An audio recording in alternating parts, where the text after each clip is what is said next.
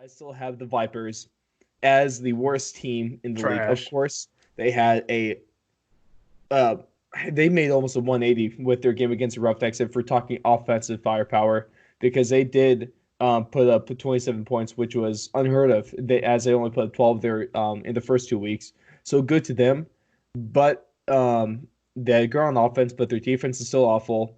And the thing why they're not in seventh is because the seventh team, the New York Guardians, beat the Vipers. I know the Guardians are awful.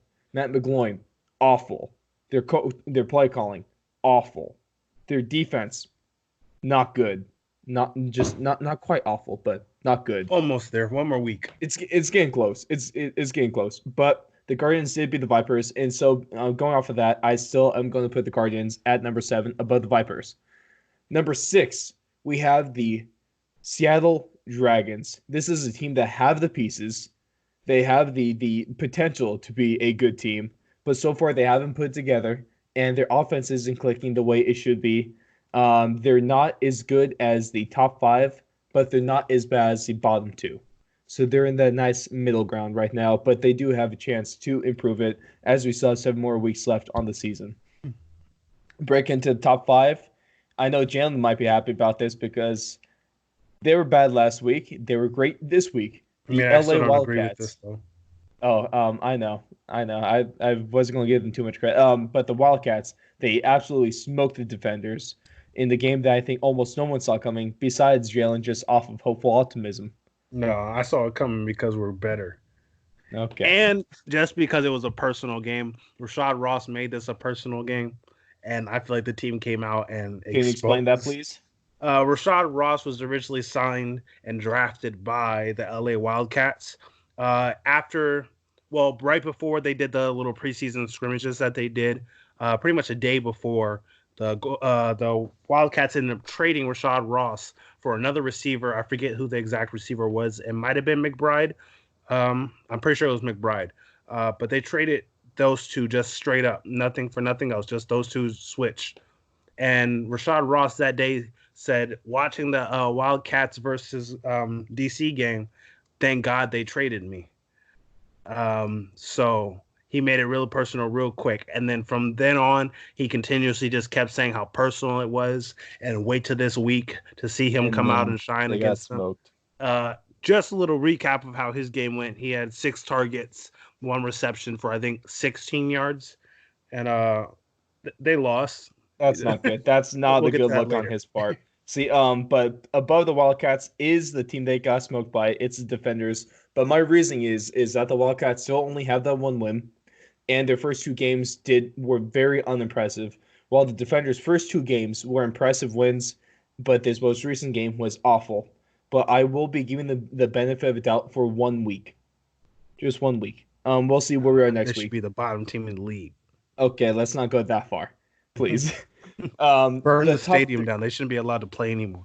You know what? I think that might be a little extreme, Jalen. But number 3, we have the Dallas Renegades. I think they're one of the best 2-1 teams. They're one of the more complete teams, and they have had a good couple of games. They had a solid game this weekend. Their offense is well balanced, and I think that's really going to help them. But number 2 is who I had number 3 last week. This is going to be the St. Louis Battlehawks. They're now the best team in the East after the Defenders lose. They're both 2-1, You're but welcome. the Battlehawks the Battlehawks have the bigger point differential, so that's why they get the edge. The Battlehawks are a very well balanced team, and Teamu is one of the better quarterbacks in the league. I'm proud of And you for pronouncing that right this week. hey, I learned. We're professionals, man. We learn and adapt. We overcome. Believe, achieve, dream, whatever the hell, that stuff. But of course, we all know who the number 1 team is. They were arguably the best team last week. They are without a doubt the number 1 team The this LA week. Wildcats. No, the Houston Roughnecks. The Houston Roughnecks are your number 1 team in the XFL through 3 weeks. Their offense is absolutely ridiculous. The we'll get into more, but that MVP Jay Walker and Cam Phillips duo is lethal.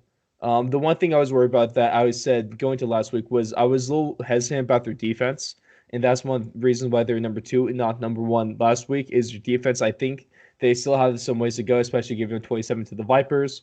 But the offense is so overpowered. They are the Kansas City Chiefs of the XFL. Long story short, you were wrong. Last week, yes, I was wrong. But what do you guys think about that? The Houston Roughnecks are the Kansas City Chiefs of the XFL because they have the quarterback who is high-powered, best in the league, great speedy wide receiver, and a decent defense that just does enough. No, I don't think they're the Chiefs all. of the XFL. Not even close. But I do think that they're the most You did have entertaining PJ team. Walker throwing that little nice sidearm touchdown pass last week, like Patty Mahomes would. But you need a lot more pieces than just a speedy receiver, that can catch 3 touchdowns a game. Don't get me wrong, that's amazing. That's great for him in the XFL, but it's not the amount of weapons that the Kansas City Chiefs have at their disposal, and he is not on the same level that Patrick Mahomes is, even considering the talent disparity that's probably between the two leagues. In terms of your power rankings, hard to compare anyone to Patrick Mahomes. In terms of your power rankings this week, I actually I agree with you pretty much. There's really nothing else that I gotta point out that I think is really Jalen, we know why you don't, but Blake, at least you're seeing this with a clear mind, very non-biased. Thank you for being a true In my professional. non-biased opinion, I think the only part I would change is I would put LA over the Defenders just based off of how bad the game ended. It wasn't a close game. It was a 39. So you think that one 30-point win is it equates to 2 wins instead of just one? And the dismantling of what was considered the face of the XFL. Which is something, yes, that's something I really want to make a point I feel like that's what puts them over the Defenders, even though it is only 1 win to 2 wins, is how they dismantled them and made them. They pretty much looked unstoppable. Yeah, you can make the argument for sure. But from 8 to 1, we got the Vipers, Guardians, Dragons, Wildcats, Defenders, Renegades, Battlehawks, and number 1, we have the Houston Roughnecks.